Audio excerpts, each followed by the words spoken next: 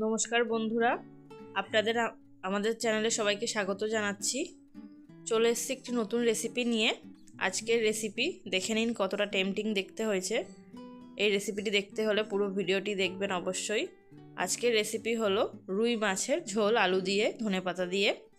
দেখুন এখানে আমি আলু কেটে নিয়েছি, কেটে ধুয়ে নিয়েছি, আর এখানে রুই মাছগুলোতে নুন হলুদ মাখিয়ে নিয়েছি দেখুন।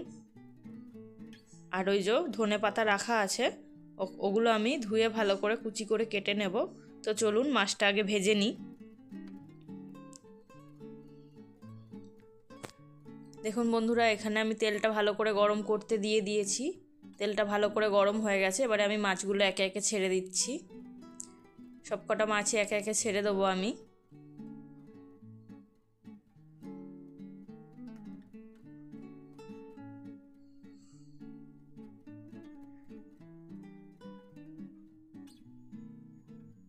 দেখুন বন্ধুরা, সবকটা মাছ আমার ছাড়া হয়ে গেছে একে একে। এবারে আমি মাছগুলোকে ভালো করে উল্টে পাল্টে ভেজে নেব। এই যে মাছগুলো ভাজা হয়ে গেছে, এবারে আমি তেলের মধ্যে আর ওই তেলের মধ্যেই আর একটু তেল দিয়ে দেবো। আমি রান্নাটা সাদা তেলে করছি, আপনারা চাইলে সর্ষের তেলেও করতে পারেন। এবারে আমি ফোড়নে দিয়ে দেবো তেজপাতা আর কিছুটা পরিমাণে কালো জিরে। এটাকে একটু ভাজা ভাজা করে নেব।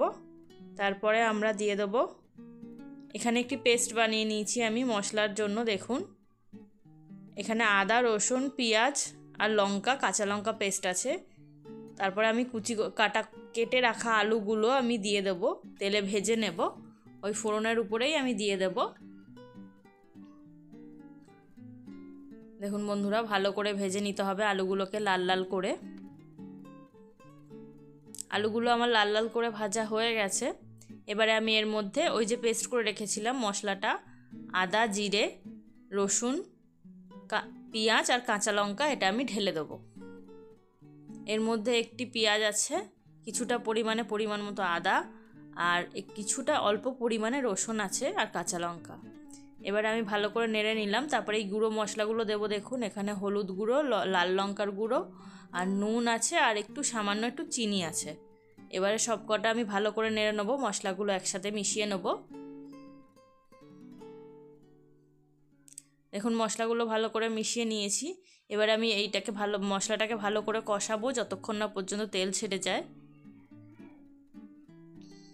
দেখুন বন্ধুরা, মশলাটা ভালো করে কষানো হয়ে গেছে, তেল ছেড়ে এসছে। এবারে আমি জল ঢেলে দেবো। দেখুন ওই বাটিটা যে ছিল, মশলার বাটি ধোয়া জলটা আমি দিয়ে দিলাম। আর একটু পরিমাণে জল দিয়ে দেবো, পরিমাণ মতো জল দিয়ে দেবো।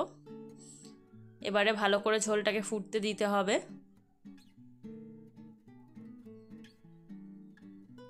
দেখুন বন্ধুরা, ঝোলটা ভালো করে টকবক করে ফুটে উঠেছে।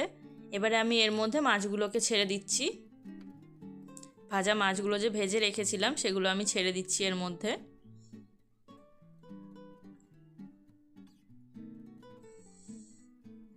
দেখুন আমার সবকটা মাছ ছাড়া হয়ে গেছে। এবার আমি ভালো করে নেড়ে চেড়ে দেবো যাতে সব মাছগুলো ঝোলে ডুবে যায় আর সব মশলাগুলো ঢুকে যায় মাছের ভিতর। এবারে আমার রান্নাটা প্রায় কমপ্লিট হয়ে এসছে। এবারে আমি ধনেপাতাটা কুচি করে রেখেছিলাম ধুয়ে, এই ধনেপাতাটা এবারে আমি এর মধ্যে দিয়ে দেব। আলুগুলোও সিদ্ধ হয়ে গেছে। এবারে আমি এর মধ্যে ধনেপাতাটা দিয়ে দিলাম। এবারে একটু সামান্য পরিমাণে একটু গরম মশলা দেবো নামানোর আগে। এবারে গরম মশলাটা দিয়ে ভালো করে নেড়ে নিলাম। দেখুন আমি প্লেটে সার্ভ করে নিয়েছি। আমার রেসিপিটা কমপ্লিট হয়ে গেছে। কতটা টেম্পটিং লাগছে দেখুন। আর একটু উপর দিয়ে হাতা দিয়ে ঝোল দিয়ে দিলাম। তো বন্ধুরা, রেসিপিটি আপনাদের কেমন লাগলো অবশ্যই কমেন্ট করে জানাবেন। আর আপনারাও বাড়িতে বানিয়ে খাবেন। ভালো লাগলো অবশ্যই কমেন্ট করে জানাবেন। আর আমাদের চ্যানেলটিকে সাবস্ক্রাইব করে দেবেন, লাইক করে দেবেন, শেয়ার করে দেবেন। থ্যাংক ইউ বন্ধুরা।